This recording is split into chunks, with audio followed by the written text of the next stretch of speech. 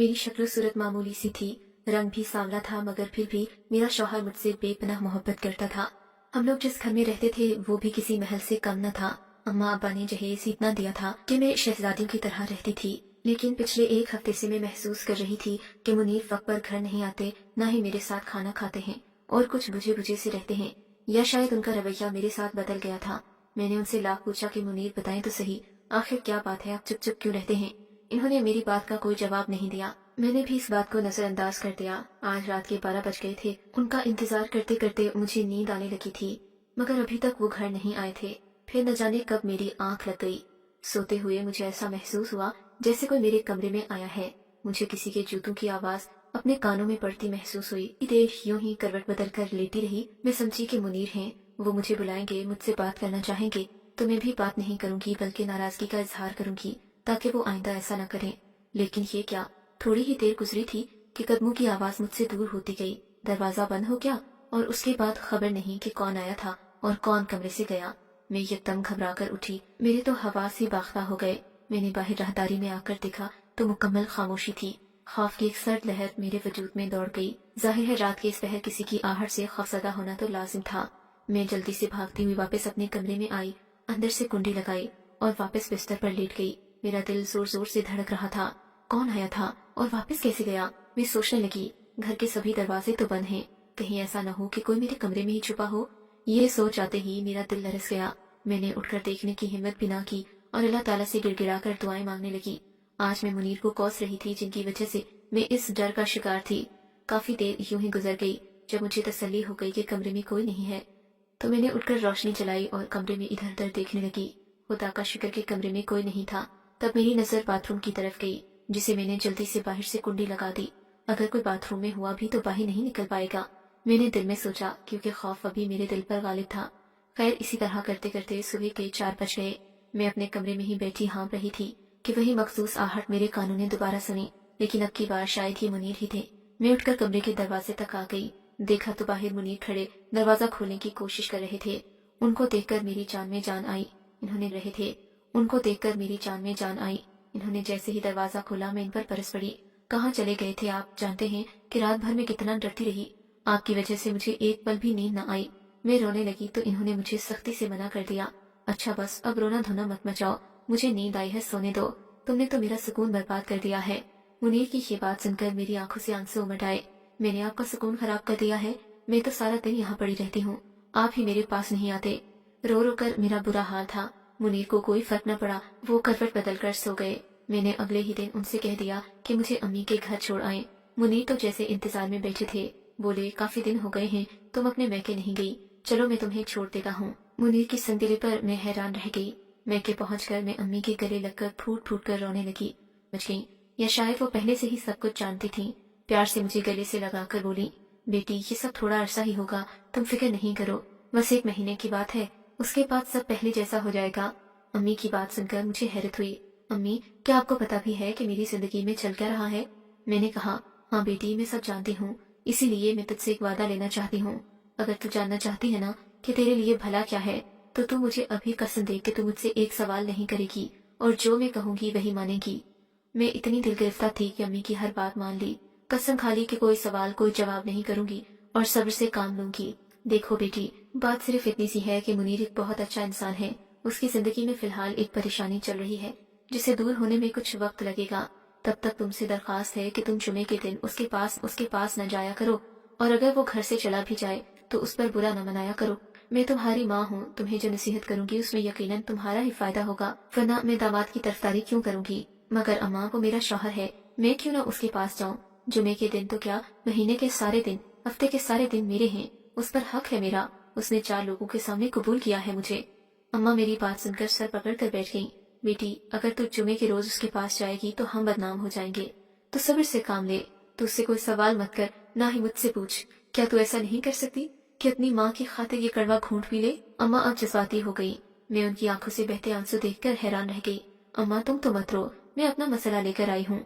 फिर अम्मा ने मेरे कदमों में दुपट्टा रख दिया।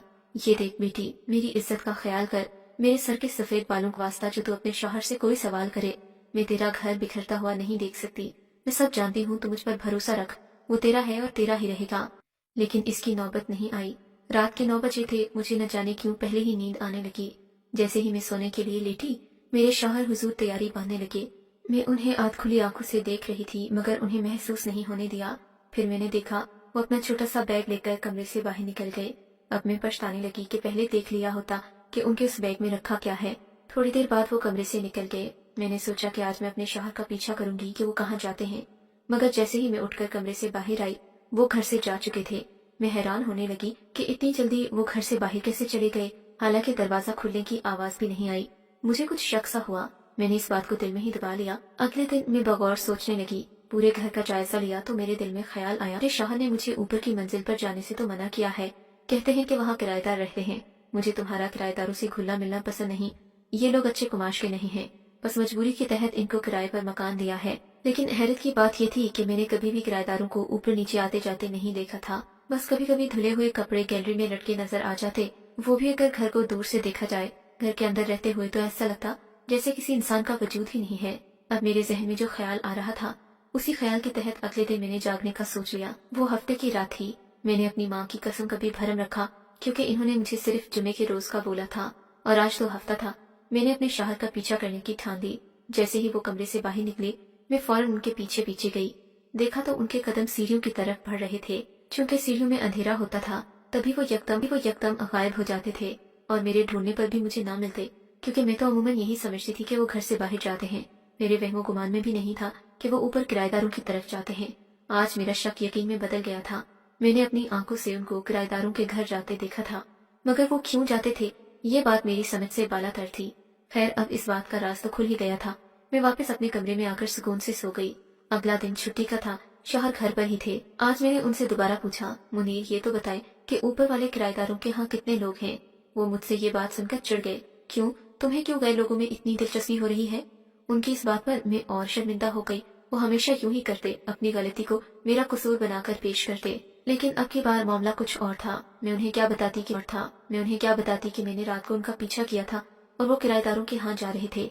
अब मैंने सोचा कि मैं खुद ही उनके यहाँ जाकर पता कर आऊंगी कि आखिर वहाँ ऐसा कौन सा खजाना दफन है जो मेरे शौहर वहाँ के बार बार चक्कर लगाते हैं। अगले दिन उनके ऑफिस जाने के बाद मैं ऊपर वाले फ्लोर की तरफ जाने लगी, मगर सीढ़ियां चढ़कर जैसे ही दरवाजे के पास पहुंची, ये देखकर तो मेरी हैरत की इंतहा न रही कि दरवाजे को बाहर से ताला लगा था। मुझे तो वो नीचे से गुजरते हुए दिखाई भी ना दिए थे। मैं सोचने लगी कि बैठकर यहाँ इंतजार करूं कि कब आकर वो दरवाजा खोलते हैं। मैं इनके घर जाकर देखूंगी कि यहाँ कौन रहता है, मगर इसकी नौबत नहीं आई। सारा दिन गुजर गया, मगर ताला नहीं खुला और दरवाजा बंद ही रहा। अब मैं परेशान हो गई। मेरी समझ में कोई बात न आ रही थी। मैंने अम्मा से बात करने का सोचा, मगर इन्होंने तो शुरू से मुझे अपने शौहर से दूर रहने का कहा था। इन्होंने दरवाजा खोला और अंदर से दरवाजे को कुंडी लगाकर चले गए। मैं वहाँ खड़ी ये मंजर देखकर हक्का बक्का रह गई थी। तो गोया इस जगह पर कोई नहीं रहता। ये मौसूफ तो खुद यहाँ जाते हैं, ताला चाबी भी इन्हीं के पास है। फिर यहाँ रहता कौन है और इतनी राजदारी कैसी? मैंने दिल में सोचा, कहीं ऐसा तो नहीं कि मेरा शौहर किसी गैर कानूनी काम में मुलविस हो। ये सोचते ही मेरे रोंगटे खड़े हो गए। फिर अम्मा ने मुझे क्यों मना किया था? वो तो कह रही थी कि इसी में तेरी भलाई है। अब ये बात सोच सोच कर मेरे सर में दर्द हो गया। अगला मरहला एक ही था कि शौहर जिस चाबी से ये दरवाजा खोलते थे, किसी तरह वो मेरे हाथ लग जाए, और उनके जाने के बाद मैं खुद दरवाजा खोलकर अंदर जाकर देखूं कि वहाँ कौन रहता है और यहाँ पर मुनीर क्यों जाते हैं। खैर, मेरे शौहर के वहमो गुमान में भी नहीं था कि मुझे इन चाबियों के बारे में पता लग जाएगा। वो चाबियां इन्होंने घर के अंदर ही रखी हुई थी, क्योंकि वो गुच्छा काफी बड़ा था, जिसमें से सिर्फ एक चाबी से वो ताला खुलता था। खैर, अगले दिन मुनीर के जाने के बाद मैंने वो चाबियां ली और सीढ़ियां चढ़ती ऊपर आ गई। दरवाजे के पास खड़ी होकर चाबियां देखने लगी। ताला गोल सा था, चाबी इसमें नहीं लग रही थी। मिलाकर एक चाबी से दरवाजा खुल गया। मेरी खुशी की इंतहा न रही, मगर साथ ही साथ मुझे डर भी लग रहा था, क्योंकि मैं नहीं चाहती थी कि मेरी वजह से कोई बदमज़गी पैदा हो, और अंदर कौन रहता है ये भी नहीं मालूम था। कहीं कोई मुझे नुकसान न पहुंचा दे। ये सोचकर मेरे कदम एक दो बार डगमगाए, मगर फिर सोचने लगी कि जिसकी इतनी पर्दादारी है, भला वो मुझे क्या नुकसान पहुंचाएगा। मैंने खुद को संभालते हुए जैसे ही दरवाजा खोलकर अंदर झांका तो मेरी तो जैसे जान ही निकल गई। सामने सहन में चारपाई पर शाइस्ता बैठी मुस्कुरा रही थी। वो मुझे देखते ही यकदम उठ खड़ी हुई। उसके चेहरे का रंग फक हो गया। रूबीना, तुम यहाँ? शाइस्ता ने मुझसे हैरत से पूछा। शाइस्ता, तुम्हारा यहाँ क्या काम है? मैं तो सोच रही थी यहाँ कोई किराएदार रहते हैं, और यहाँ तो मुनीर। मेरे मुंह से लफ्ज नहीं निकल रहे थे। शाइस्ता ने बड़ी मुश्किल से मुझे संभाला। मैं सोच नहीं सकती थी कि शाइस्ता इस घर में रहती होगी और वही मेरे शौहर को मुझसे छीन लेगी। शाइस्ता ने बड़ी मुश्किल से मुझे संभाला, मगर मेरा जहन अपने हवासों में नहीं रहा था। मैं चीखने चिल्लाने लगी। मैंने शाइस्ता पर थूका, उसे बहुत गालियां दी। वो मेरी बात खामोशी से सुनती रही, जैसे उसे इस बात पर कोई शर्मिंदगी न हो। फिर इससे पहले कि मैं उसकी जान लेती, उसने मुझसे कहा कि मैं एक बार अम्मी से बात कर लूं। अब चूंकि ये राज खुल गया है तो अम्मी से कहूं कि वो मुझे सारी बात खुद ही बता दें। शाइस्ता के मुंह से ये बात सुनकर मुझे अम्मी की पहले दिन वाली बात याद आ गई। इन्होंने ही तो कहा था कि अपने शौहर से दूर रहना, उससे कोई सवाल मत करना, उसकी जासूसी मत करना। मेरा दिल तो नहीं चाह रहा था कि मैं वापस अपने घर जाऊं, अपनी माँ से बात भी करूं जिसने मुझे इतना बड़ा धोखा दिया। लेकिन फिर भी आखिरी बार ये पूछना तो बनता था कि आखिर इस बेहयाई की वजह क्या थी। मैं उल्टे कदमों में के वापस लौटी। अम्मा को शायद इस बात का अंदाजा पहले से हो गया था कि मैं हकीकत जान आई हूँ। वो दरवाजे पर खड़ी शायद मेरी ही मुंतजिर थी। मेरे जाते ही इन्होंने मेरे हाथ पकड़ लिए। बेटी, मुझे माफ कर दे, शाइस्ता को भी माफ कर दे, इसमें तेरा कोई कसूर नहीं, न उसका कोई कसूर है। लेकिन अम्मा, ये गुनाह है। मैं अम्मा पर चीखी। नहीं बेटी, गुनाह नहीं है। अगर तुम चाहती हो तो मैं तुम्हें सारी हकीकत बता दूंगी। बताए ना मुझे, अब क्या छुपाना है। जब आप एक गुनाह पर पर्दा डाल रही हैं तो फिर ये सब करने की वजह भी बता दें, मैंने चीखते हुए कहा। तब अम्मा ने मुझे कहानी सुनाना शुरू की। मेरी शादी को उस वक्त सिर्फ 1 साल हुआ था जब भैया अपने घर में एक ऐसी लड़की को दुल्हन बनाकर ले आए जिसके बारे में शोहरत अच्छी नहीं थी। अम्मा अब्बा ने भैया को बहुत मना किया कि तुम नौरीन से शादी मत करो। नौरीन की शोहरत ताल्लुक माजी में बाज़ारे हुस्न से रह चुका था, मगर भैया ने किसी की बात नहीं मानी। उन्होंने तो ये भी न देखा कि नौरीन ने अपने गुनाह से तौबा नहीं की, बस इश्क के खुमार में उसे ब्याह कर घर ले आए। लेकिन बाद में पता चला कि नौरीन तो उसी किरदार की मालिक थी और अपने शौहर से बेवफाई की मुर्तकिब हो रही थी। उसके यहाँ एक बेटी की पैदाइश भी हो गई, तब भी वो अपने कामों से बाज न आई। बिलाखिर एक दिन भाई को मालूम हुआ तो इन्होंने नौरीन को तलाक देने का सोचा, मगर नौरीन तलाक लेने से पहले ही अपनी बेटी उठाकर घर से चलती बनी। ऐसे में हाथापाई हो गई। भैया को घर बुलाना पड़ा क्योंकि हम नौरीन के हाथों में अपना खून नहीं दे सकते थे। हर माह मुझे रकम बाकायदगी से भिजवाते रहे और मैं तुम्हारी और शाइस्ता की परवरिश एक साथ ही करती रही। अम्मा के मुंह से ये लफ्ज सुनकर मेरे तो जैसे हवासी खो गए। मेरे जहन में सब कुछ वाज़ह होता चला गया। अम्मा ने अपनी दूसरी बेटी की कुर्बानी सिर्फ मेरी खातिर दी, क्योंकि बचपन में होने वाले जख्म की वजह से मैं औलाद पैदा करने से कासिर थी। ये बात इन्होंने मुनीर से छुपाई नहीं, बल्कि मुनीर को सारी हकीकत से आगाह कर दिया। और शाइस्ता ने भी मेरे लिए कुर्बानी दी कि मेरी खातिर मुनीर की दूसरी बीवी बनना पसंद किया कि कल को कोई दूसरी औरत आकर मेरी जगह न ले ले। वो होगी तो सौतन भी बुरी न लगेगी, क्योंकि वो मेरा ख्याल रखेगी और कभी मेरे शौहर को मुझसे मुकम्मल नहीं छीनेगी। शायद मेरी चिक और लड़ाई झगड़े की वजह से मुनीर मुझसे दूर हो रहे थे, मगर शाइस्ता ने कभी भी उन्हें मुझसे छीनने की कोशिश नहीं की।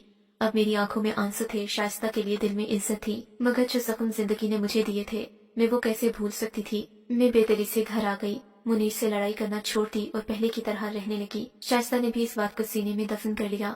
उसके बाद मैंने और शाइस्ता ने यूं जिंदगी गुजारी जैसे हम एक घर में रहते ही ना हों। मैं चाहकर भी उसे सामने नहीं देख सकती थी। शायद ये रिश्ता और रकाबत ही ऐसी है कि इंसान अपने दिल का सुकून खो देता है।